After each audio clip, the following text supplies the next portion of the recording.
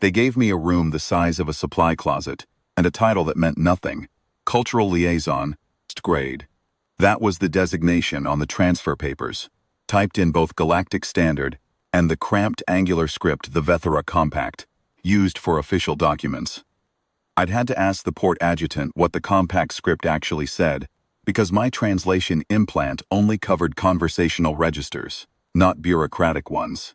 She'd looked at me the way you look at a stray that has somehow wandered into a formal dinner, and told me it said, more or less, the same thing. Cultural Liaison, first grade. Decorative. Present by treaty obligation. Not expected to do anything of consequence.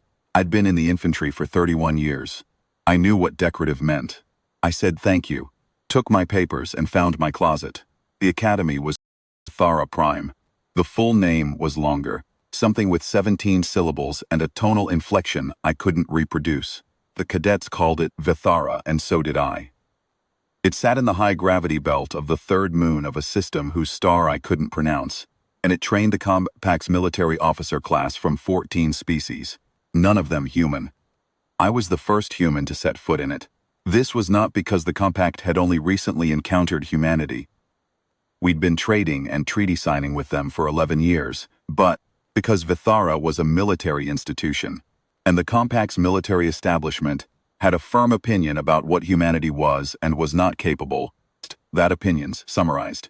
Decorative. Academy commandant was a Vari female named Shentalos, old enough that her neck plates had gone pale silver, and she moved with the careful deliberateness of someone who had earned the right to move slowly. She had met me at the intake dock personally, which I took as a courtesy until she spoke.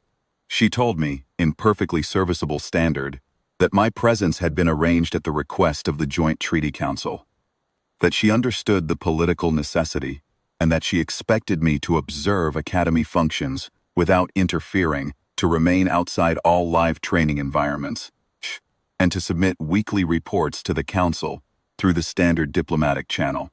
She said all of this with the flat precision of someone reading from a document they had not written and did not endorse. I told her I understood, and I did. Instructor General Keth Varan introduced himself the following morning. He was Dravathi, the compact's dominant military species, bipedal, heavily built, with a double row of ridge plates running from the crown of his skull down to the back of his neck, and eyes the color of old brass. He was tall by any standard, and he carried the particular stillness of a person who had never once in his life needed to make himself larger because he already was. His rank insignia was a column of 7 bronze discs on his left shoulder, and the way the cadets moved around him in the corridor told me everything I needed to know about what those discs meant in practice. He stopped in front of me. He looked at me for a long moment, not hostile, not curious, just assessing, the way you assess a piece of equipment you've been told you have to store but not necessarily use. Voss, he said. He had my name from the intake manifest. He did not ask if he was pronouncing it correctly. Instructor General, I said. You will observe the evaluation trials beginning this cycle. Third tier, observation rail, east side. You will not enter the pit. You will not address the cadets. You will not touch the equipment. He paused. You will also not touch the Vorak. I said I understood that too. He nodded once, turned, and walked away. 2 junior instructors fell into step behind him, without being told. I found out about the Vorak that afternoon from a cadet named Seth, a Kalian, which meant she was low to the ground, 6-limbed, and covered in fine copper-colored scales that shifted to amber when she was relaxed. She was the only cadet at Vethera who had spoken to me without being directed to, possibly because Kalians had a cultural tradition of explaining things to people who appeared confused, and I apparently looked confused enough to trigger it. The Vorak were the Academy's live evaluation stock. They had been bred over 200 years specifically for military assessment, not as weapons, Seth was careful to say, but as measuring instruments. The theory was that a Vorak pack responded to threat presence at a biological level that no training simulation could replicate, and that a cadet who could manage a controlled engagement with an active pack was demonstrating something that written examinations, obstacle courses couldn't capture: real fear, real decision-making under real pressure. They're big, Seth said. She held her top two limbs about 1.5 meters apart to illustrate. Quadrupedal. Compact bone structure, low center of gravity. Pack of 7 currently in residence. They rotate the packs every 2 cycles to prevent the cadets from learning individual behavioral patterns. She paused. 3 cadets were hospitalized this cycle. I asked if any had been killed. She gave me a look that I was starting to recognize as the Kalian equivalent of a wince. Not this cycle, she said. I thanked her for the explanation. She told me it was no trouble, and that I should be careful at the observation rail, because the Vorak had been known to test the barriers. I went back to my closet and looked at the ceiling for a while, and thought about 31 years of infantry service and what exactly the Joint Treaty Council thought they were accomplishing by putting me here. The first Freischnaf trial was 3 days later. The pit was an oval depression about 40 meters at its longest axis, dug into the Academy's bedrock and lined with something that looked like pressed carbon fiber, dark and matte and very slightly warm to the touch when I put my hand on the rail, which I did, because there was nothing that said I couldn't touch the rail. The observation tier ran around the upper edge, tiered seating for the non-evaluating cadets, with a separate glass-fronted box at the north end for instructors. Keth Farran was in the box. I was at the east rail, where he had told me to be. The cadets were Drevathi, mostly. This was an advanced cohort. The ones closest to commissioning, Drevathi dominated the upper ranks. They stood in their assessment kit on the pit floor. Light armor, non-lethal suppression rods, movement sensors on their wrists. There were 12 of them. They looked like soldiers. They had the right posture, the right stillness before the gate opened. I had spent 31 years watching people who had the right posture and the right stillness walk into things they weren't ready for. And I could usually tell, within about 20 seconds, which ones were going to be fine and which ones were going to have a very bad day. The 12 Drevathi cadets on the pit floor had good posture and real training. 2 of them were going to have a very bad day. The gate on the south end of the pit opened. The Vorak came through in a pack spread formation. Not a line, not a cluster, something between the two that covered ground efficiently while keeping the outer animals in visual contact with the center. They were bigger than Seth's gesture had suggested. The comparison I kept coming back to was draft horse. Draft horses don't move like that. That low, that fast, that deliberate. They had black chitinous plating across the shoulders and flanks, layered in overlapping sections like articulated armor, and beneath it the suggestion of dense coiled muscle. Their heads were broad and low-set, and their eyes were amber, and their eyes caught the pit lighting and held it in a way that made them look like they were lit from inside. There were 7 of them. The lead animal, larger than the others with a scar that bisected its left shoulder plate diagonally, stopped in the center of the pit and read the room.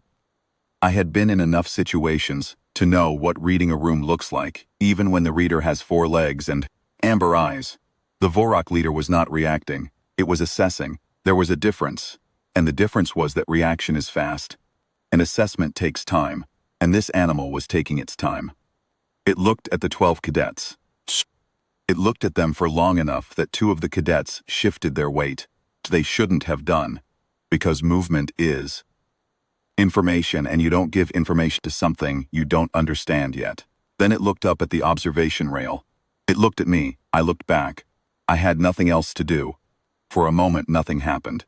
Then the lead Vorak, the scarred one, turned away from the cadets and walked toward the east wall of the pit. Directly below me, it sat down. It looked up at me again, with those amber lantern eyes, and it made a sound that was not a growl, and not a bark, and not anything I had a word for, which my hindbrain translated as something like, "There you are." The rest of the pack didn't attack the cadets. They followed the lead animal to the east wall and sat down in a rough semicircle behind it. The evaluation was suspended after 4 minutes. Keth Farran's voice came over the pit address system with the flat precision of a man choosing his words very carefully, directing the cadets to stand down and the animal handlers to resecure the pack. He did not say anything to me directly. He didn't need to. I watched the handlers, Kalian mostly, small and quick and practiced, coax the Vorak back through the south gate with what looked like compressed protein treats. though it took considerably longer than I think anyone had planned for. The lead animal went last. As it turned to follow the others, it looked up at the rail again, and I had the distinct impression it was checking whether I was still there. I was. Seth found me in the mess hall that evening, which was the communal eating space on level 4, a long room with tables, calibrated to about 7 different species ergonomic requirements, and a food dispenser bank that had been expanded include a human nutrition module approximately 20 minutes after my arrival, which told me that someone at Vethara had done at least minimal preparation for my presence, even if they hadn't bothered to give me an adequate room. The mess hall at the evening meal was the loudest part of the Academy's day. Dravati cadets ate with the focused efficiency of people who treat physical maintenance as a tactical function. The other species brought their own social registers. The Kalians tended toward close-grouped conversation. Thurvi from the Southern Compact sat in long hierarchical lines and passed food in order of seniority, and a small cluster of Vethali, who were six-legged and communicated partly through subtle color shifts in their dorsal membranes, occupied the far end of the hall in what I had been told was a mandatory species cohesion arrangement, because their stress responses interfered with each other if they were distributed. I ate at a table near the nutrition module, which was convenient, and which also happened to be at a remove from most of the other occupied tables, which I noticed without feeling particularly bothered by it. I had eaten alone in noisier places. She sat across from me with her food tray, 3 of her 6 limbs occupied with eating, the other 3 folded on the table in the Kalian resting posture, and told me that what had happened in the evaluation pit was, in her words, not normal. I told her I had gathered that. Vorak do not redirect during evaluation protocols, she said. The behavioral literature on them is extensive.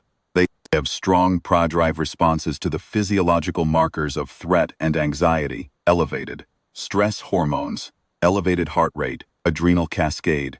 The cadets they targeted in the previous hospitalization incidents were all showing measurable, pre-evaluation stress responses. The pack is essentially drawn to the most frightened animal in the room.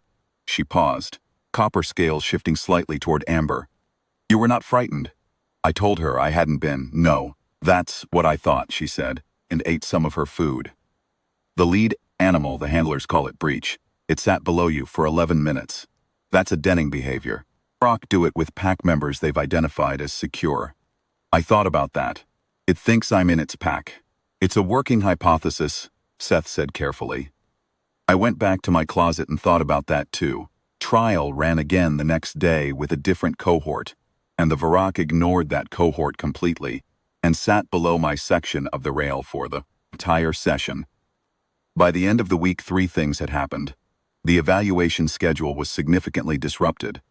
A formal inquiry had been opened into the anomalous Vorak behavioral episode, and I had been officially notified by Keth Farron's administrative office that I was not under any circumstances to enter the beast pens. I hadn't been planned to enter the beast pens. That notification arrived on a Thursday, in both standard and the cramped compact script. On Friday morning, I woke up to find the lead Vorak, Breach, the handlers called it, the scarred one, sitting outside my closet door. I had no idea how it had gotten out of the pens. I had no idea how it had found my room. My room was on level 7, which was not adjacent to anything the pens connected to. And the pens were on level 2, and there were 3 security checkpoints between them. I later learned from a tired Kaelian handler named Drev Sewell, who appeared in the corridor about 20 minutes after I opened my door and found the animal there that Breach had gone through the checkpoints. Not around them, not past them while the guards were distracted. Through them. The gate mechanisms on Vorak pens were rated for significant force application in the outward direction. The animals had motivation to leave and strength to match. The security design assumption was that they wouldn't want to. Breach had apparently decided it wanted to, and had wanted to in the specific direction of level 7, and had executed that decision with the same methodical deliberateness it applied to everything else. It was sitting in the corridor with its broad head tilted very slightly to one side, and when I opened the door it made that sound again, the not growl, the not bark, and then it lowered its head and pushed it forward, slowly, until its nose was approximately 4 inches from my left knee. I reached down and put my hand on top of its head between the chitinous shoulder plates. It closed its eyes. Drevsul, arriving at a controlled run around the corner, stopped very suddenly when he saw this. He stood there for a moment. Then he said, in standard that had an edge of exhausted wonder to it, "It has never let anyone do that." I told him I could see that. "The Instructor General is going to file a formal incident report." I told him I imagined so. Sewell got Breach back to the pens that morning, but it took the better part of 2 hours and involved a quantity of compressed protein treats that I was told later represented about a third of the week's supply. Breach went, eventually, with the specific air of an animal that is complying under protest and wants this fact on the record. That evening, I found a kill outside my door, something that looked like a large rodent, already dead, left with a certain deliberateness, placed, not dropped. A gift. I disposed of it and put out a written request through Drev Sewell for an extra allocation of compressed protein treats to be left at my door each morning. He sent back a reply that said, "I will ask." 2 days later, the allocation appeared. 6 individually wrapped portions in a thermal pouch on the door handle. I took them on my morning walk to the mess hall, and Breach was waiting at the pen gate when I came past. And I passed one through the grate, and it took it with a gentleness that seemed almost embarrassed, given the size of its teeth. This became a routine. The routine was not authorized. Nobody said anything about it for 11 days. I think is a testament either to the size of the Academy's administrative apparatus, or to a general institutional reluctance to write the paperwork that acknowledging it would require. On the 12th day, Keth Varan summoned me to his office. His office was on level 1, at the end of a corridor lined with compact military honors. Frame citations, mounted weapons, photographs of graduating cohorts going back far enough that the early ones were actual photographs rather than holographic images. It was a room that had been assembled over decades to communicate something specific about the person who occupied it, and it communicated it effectively. Keth Varan was behind a desk the size of a landing pad, and he was reading something on a data slate when I was shown in, and he finished reading it before he looked up, which was also a communication. "Sit," he said. I sat. He set the data slate down. He laced his fingers together. Dravathi hands had 1 extra joint per finger, and the resulting interlaced configuration looked more complicated than the human equivalent. "The Varrock Pack's evaluation utility has been compromised for the current cycle," he said. "The behavioral disruption you have caused, intentionally or otherwise, has set the assessment schedule back by 14 days. 31 cadets who were scheduled for evaluation this cycle will need to be rescheduled." He paused. "This is a significant institutional disruption." I said I understood. "I have reviewed the behavioral records with the Pack's assigned biologist. The working hypothesis, which I find distasteful but cannot currently disprove, is that the lead animal has identified you as a pack anchor." He said this with the particular flatness of a man saying something he finds absurd but is professionally required to take seriously. The rest of the pack appears to be reinforcing this identification. I asked what a pack anchor was. He looked at me for a moment, as if calculating whether I was being deliberately obtuse. Vorak packs have a hierarchical structure built around a stable, non-threatening presence at the center, he said.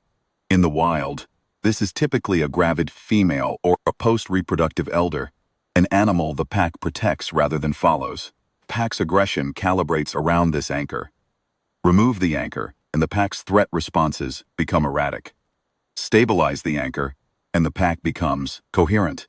He paused again. "You are apparently their anchor." I said I hadn't done anything to make that happen. "I am aware," he said, and his tone made it clear that this was the part he found most objectionable. That I hadn't done anything. That I had simply been present and the pack had decided, on its own biological authority, that I was the fixed point around which its world organized itself. "I am going to request your reassignment," he said, "through the Joint Treaty Council. I expect the process to take 30 to 40 days. In the meantime, I need you to understand that the Varrock are military assets, not companions. Your continued presence in their behavioral environment is a complication I intend to resolve, through the appropriate channels. He was very controlled about it. Very precise. The kind of controlled precision that has a great deal of pressure behind it and has learned, over a long career, not to let the pressure show. I told him I understood his position. I told him I would continue to follow from the access protocols he had specified. I did not tell him that I thought his request for reassignment was going to be declined, because the Joint Treaty Council had placed me here specifically as a political gesture, and political gestures don't get quietly reversed on the request of a single Academy's Instructor General, regardless of how many bronze discs he wore. I was polite about not seeing this. He dismissed me. I went back to level 7. The protein treats were still on my door handle. The next 14 days had a particular quality to them that I recognized from certain extended operations. The quality of a situation that has reached an unstable equilibrium and is waiting for the external event that will resolve it one way or another. Everything continued. The evaluation schedule ran with substitute protocols. The cadets went through their courses. The academy functioned. I observed from the rail when I was allowed and stayed out of the pens as specified, and passed my single daily treat through the gate on my morning. Walk and Breach accepted it and watched me go. The rest of the pack had begun to wait at the gate as well. There were 7 of them, and by the end of the second week, all 7 were at the gate when I came through on my morning walk, and I was distributing 7 treats instead of 1, and Drevsul had quietly arranged for a larger allocation without being asked and had not mentioned it to anyone in the administrative chain as far as I could tell. He was a practical person. He had worked with the Vorak for 6 years, and he had opinions about them that he kept mostly to himself. But one morning he mentioned to me, while we were standing at the gate and I was distributing the morning allocation, that in 6 years he had never seen the pack achieve this level of behavioral coherence during a non-evaluation period. They're calm, he said. They're not supposed to be calm this consistently. It costs them metabolically. Sustained low arousal states require active neurological regulation, a high-drive predator. They're choosing to do it. I looked at Breach, who was eating its treat with the same focused attention it brought to everything, and watching me with those amber lantern eyes. Because you're here, Sewell said. Not accusatory, just noting a fact. Because you're calm and you're consistent and you show up every day at the same time and you smell the same way and you don't react to them. He paused. Most beings react to them. I had spent 31 years in situations where reacting too fast was the thing most likely to get you killed. You learn, after a while, to wait and see what the situation actually is before you decide what to do about it. He looked at me with something I couldn't quite classify. Not the assessment I got from most of the Dravathi, which was measurement of a thing they had already decided didn't measure up, but something more like the expression of a person revising a calculation. That's what they do, he said. The Vorak. Wait and see what the situation actually is. He went back to his work. I finished the distribution. Breach watched me go.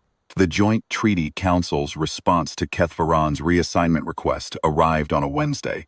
It was declined. Heard about it secondhand from Seth, who had, I had come to understand, remarkably good information network for someone who claimed to simply be explaining things to people who appeared confused. Spons cited the treaty obligations that had placed me at Vithara in the first place, noted that the liaison posting had a minimum term of 18 months, and suggested that any behavioral complications arising from the liaison's presence should be addressed through standard institutional adaptation protocols.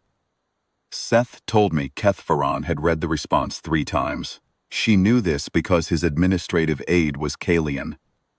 That evening I was in the level 4 mess hall, eating something the nutrition module had produced that was approximately like rice, not very much like anything else.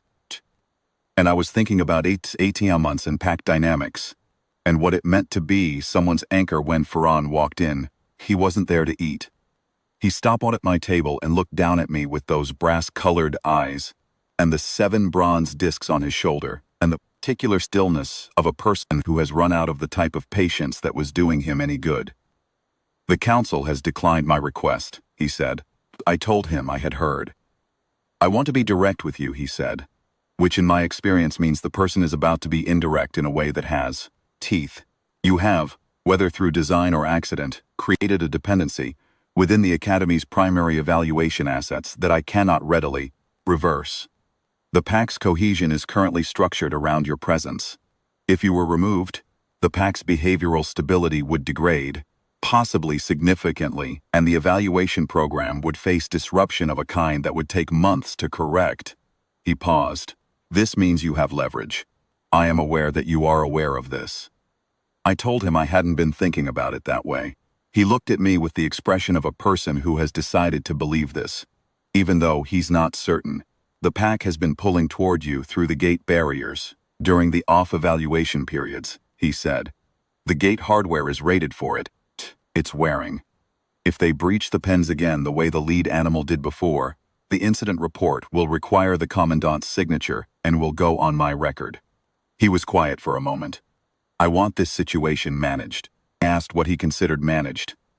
Supervised access, he said, and it clearly cost him something. Controlled integration of your presence into the pack's daily maintenance schedule. Under handler supervision. Within the established protocols. Each of those qualifications was a small, careful fence he was building around a concession he hadn't wanted to make. I told him I thought that was sensible. He stood there for another moment. Then he said, with the air of a man rapping something unpleasant in formal language. The behavioral biologist preliminary report indicates that the pack's identification of you as anchor may be functionally stable, meaning it is unlikely to resolve on its own, regardless of your physical distance from the animals. He paused. They have made a determination about you. The Vorok do not typically reverse these determinations. I thought about Breach sitting outside my door at 6 in the morning, having gone through 3 security checkpoints to get there, looking at me with the calm certainty of an animal that has figured something out. No, I said. I don't imagine they do. The supervised access started the following Monday. 2 hours each afternoon, with Drevsul present, in the open section of the beast pens rather than the evaluation pit. The pack was given the section in a contained but unstructured configuration. No evaluation protocols, no suppression equipment, no assessment parameters. Just the space and the pack and me. Happened in those sessions is difficult to describe. In terms that don't sound either sentimental or absurd, and since I spent 31 years in the infantry, I have a professional resistance to both. So I will try to be accurate. The Vorok are not domesticated animals. They are not tame. They are apex predators with 2 centuries of selective breeding behind them, and prey. Drive responses calibrated for military assessment environments, and every single one of them could, under different circumstances, end up being considerably larger than me without particular difficulty. This is true of them all the time, including during the afternoon sessions. It does not stop being true because they are sitting at my feet. The fact that they are sitting at my feet, and the fact that they could take me apart, without effort, are not in any contradiction. Both are equally present, which is part of what made those sessions feel like something I didn't have a frame for. The pen's open section smelled of the compressed protein feed and of the animals themselves, a dry mineral smell, underlaid with something darker that I eventually identified as the scent of the chitinous plating, which produced a faint chemical signature when warm that Drevsul told me was a pack identification marker. He mentioned this in passing one afternoon while making notes, and I filed it away as possible context for why the pack had identified me as they had. I had spent the first 3 days sitting at the east rail of the evaluation pit. I had been in the same airspaces as their distributed identification chemistry for hours.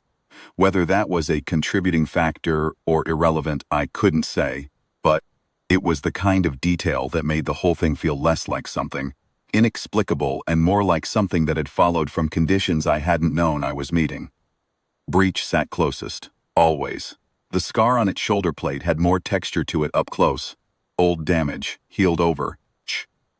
The chitin growing back in a slightly different pattern that caught the light differently than the surrounding plate. I Drevsul about it once, and he told me it was from an evaluation incident 6 years ago, before the current handler rotation, when the pack had been in poor cohesion and a senior cadet had done something stupid. Breed had taken the hit that was meant for a junior animal in the pack. I thought about that while I was running my hand along the edge of the scar one afternoon, and Breach's eyes were closed. The rest of the pack was arranged in their loose semicircle, and Drevsul was making notes on his data slate and not saying anything. "Do they have names?" I asked him. "The others." He told me the pack as a whole was designated Vorak Assessment Unit 7, and the individuals were tracked by number. Unit 7 Alpha for the lead animal, 7 Beta through 7 Eta for the rest. I looked at the pack. 7 Beta was the one that had taken to lying across my feet during the sessions, which made it difficult to move, but which I had not objected to because the weight of it was oddly settling, like having a very large warm problem that required nothing from you. 7 Gamma and 7 Delta tended to sit to my left and right slightly behind me, which Drevsul had told me was a protective flanking position. 7 Epsilon, 7 Zeta, and 7 Eta were the youngest of the pack, and tended to stay slightly further back and watch everything with a bright attentiveness that reminded me uncomfortably of good young soldiers. I started calling them by names, not the official designations, real names, for the Alpha. I'd been using that already. Wait for the one that lay across my feet, because it was accurate. Left and right for the flanking pair, because I am not a creative person, and I spent 31 years calling things by their function. Scout, watch, and close for the 3 younger ones, for the same reason. Drevsul did not comment on this. He just added the names to his notes in parentheses after the official designations. Keth Varan observed the sessions twice from the upper observation level. He did not come down. He watched with that brass-eyed assessment stillness, and he made notes and he left. After the second observation, he sent a formal memorandum to the commandant. I saw a copy later that described the pack's behavioral state as anomalously stable and operationally coherent in a manner not previously documented in available pack assessment literature, and which concluded with a recommendation that the current access arrangement be continued through the end of the cycle, pending further study. He did not mention me by name in the memorandum. He referred to me as the liaison element. I thought that was actually quite precise. The evaluation trials resumed in the 4th week with a modified protocol. The pack ran standard assessments in the morning, before the afternoon sessions, and Drevsul's observation was that the behavioral coherence from the afternoon contact was carrying over into the morning evaluations in measurable ways. The pack was sharper, more selective. 2 previous hospitalization instances had involved erratic aggression, animals acting individually, breaking pack discipline, overpressing when a cadet showed fear. Under the current arrangement, they held for formation. They tested without overwhelming. 1 cadet came out of a trial shaking, which was expected but intact, which in previous cycles had not always been guaranteed. 3 senior cadets approached me separately, over the course of the 5th week, with questions about the animals. Not about the behavioral anomaly, about the animals themselves, what they ate, how they slept, whether the chitinous plating was sensitive to touch. I answered what I could and directed them to Drevsul for the rest. The first was a Dravathi cadet named Veth Kala, a female, top rank in the current senior cohort by the scoring boards posted at the evaluation pit entrance. She stopped me in the corridor near the level 4 mess and asked, with the careful formality of a cadet addressing a superior she was uncertain how, categorize, whether the Vorak ate during the afternoon sessions or only at the morning maintenance feeding. I told her they sometimes took additional food during the sessions, but that it wasn't a requirement. The behavioral stability seemed to hold regardless. She thanked me formally and went her way. The second was a Thurvi male, 2 years from commissioning, had been hospitalized during the previous evaluation cycle, and had a visible hesitation in his movement that I recognized as the body's memory of close call. He wanted to know whether the pack responded differently to different species stressors, or whether the response was a single, unified trigger. I told him the honest answer was that I didn't know the mechanism, only the behavior, and suggested he put the question to Drevsul, who had the behavioral literature and would answer it straight. He thanked me and stood there for an extra moment before walking away, and I had the sense that the question had been partly about something he wasn't asking directly. The third was a Dravathi male who had no interest in the animal behavior at all. He wanted to know how long I had served in the infantry, and what theaters and what formations. I told him 31 years, 7 theaters, 3 different brigade equivalent commands. He asked which of those had been the hardest, and I told him the ones where the ground changed faster than the information about it. He nodded at that, with the thoughtful gravity of someone storing the answer somewhere useful, and left. Seth told me, the air of someone reporting a cultural observation, that in Drevathi military culture this kind of questioning, the seeking out of practical knowledge from an unexpected source, was a significant social signal. I told her I didn't know what to do with that. Nothing, she said. You don't need to do anything. They're just recalibrating. The incident happened on a Thursday in the 7th week. The Academy ran a full cohort assembly on the parade ground at the start of each month. A formal muster, attendance and honors, and the administrative business that couldn't be handled through data distribution. Parade ground was on the Academy's open upper level, a wide stone platform with the Academy's colors on a pole at the north end, and tiered, viewing positions along the east and sides where junior cadets and non-commissioned staff stood during the assembly. I was on the west tier, as I had been for the previous full cohort assembly. The full cohort was assembled, 512 cadets in their dress configurations. For Drevathi meant polished ridge plates, and the heavy formal shoulder drapes and rank insignia in full display. The commandant, Shentalos, was at the podium. The senior instructors were in a formal line to her left, Kethvaran at the end nearest the podium, because his rank made him the senior officer present, after the commandant herself. I was at the west tier. I was not part of the assembly. I was observing, which was what I had been sent here to do. Kethvaran turned and looked at the west tier. He looked at me. And then he did something that I had not expected. He walked across the parade ground. The assembly was still running. Commandant was still at the podium. 512 cadets, and the rest of the senior instructor line were watching him walk across the parade ground toward the west tier. He did it deliberately, with the full of awareness that everyone was watching, and I understood in the seconds before he reached me that this was the point, that this was a public communication, that the audience was the whole Academy. He stopped in front of me. The height difference meant I was looking up at him, which I did without adjusting my posture because I had been standing against a wall, and I was going to keep standing against it. Voss, he said his rank and name. You have disrupted this institution, he said, and his voice was carrying, not shouting, but projecting, the way a person projects when they have spent decades giving orders in large spaces and want to be heard. You have compromised evaluation assets, consumed handler resources, and introduced a behavioral dependency into military equipment that may take years to reverse. You have done this through no qualification of your own, no demonstrated capability, no achievement that this institution or any other has recognized. He paused. You are here as a political symbol, nothing more. I said nothing. There was nothing useful to say. I want you to understand, he said, and he reached forward and took the collar of my field jacket between 2 fingers. Not hard, not violent, just a grip. Just a demonstration of a differential in physical capability that was, by any objective measure, real, that this institution's patience with political symbols has limits. I heard the sound from the level 2 intake vents before I understood what it was. From the beast pens to the parade ground level, as part of the Academy's environmental circulation system, and I had known abstractly that this was the case, but I had not thought about it until the sound came up through them.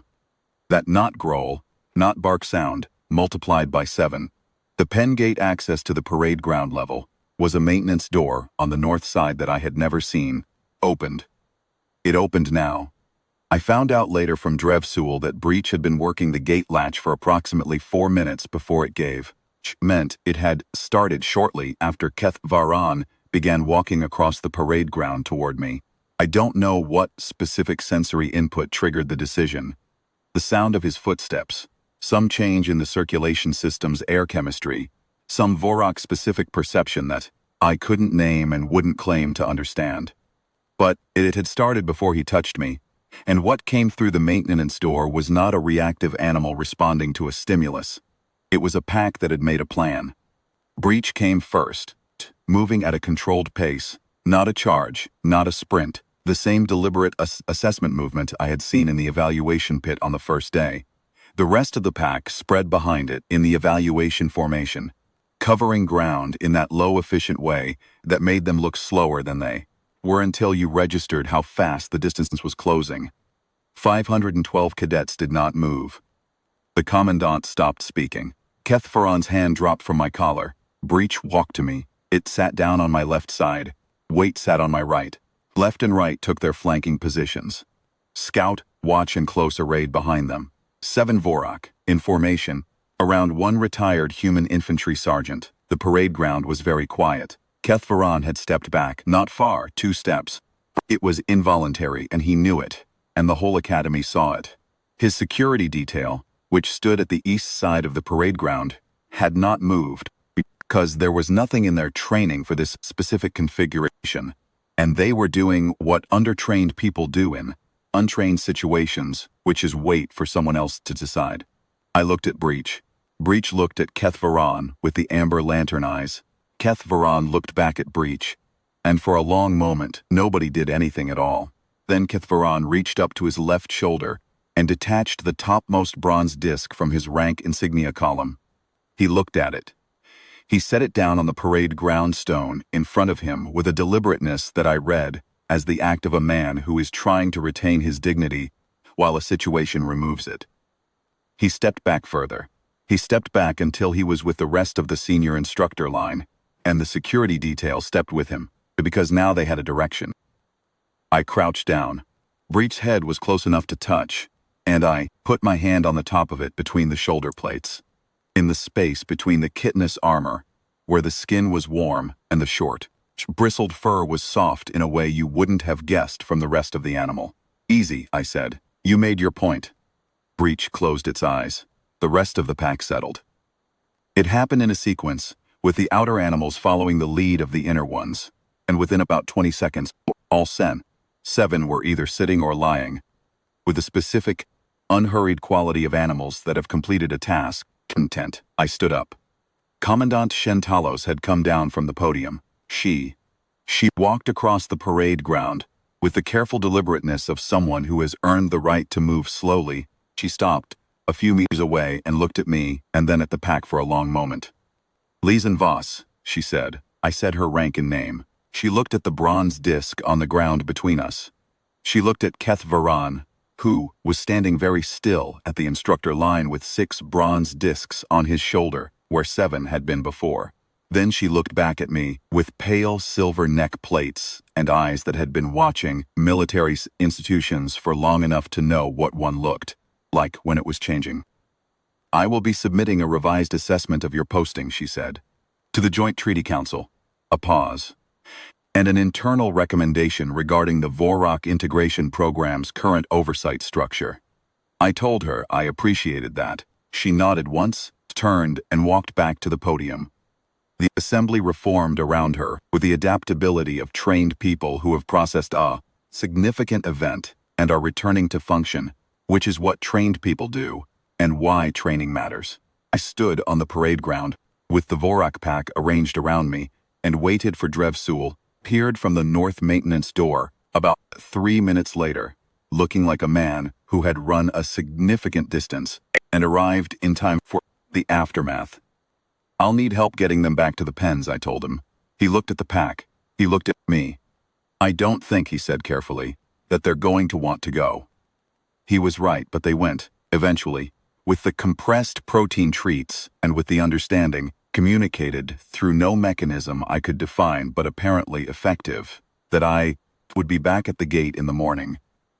I came back the next morning, and the morning after that.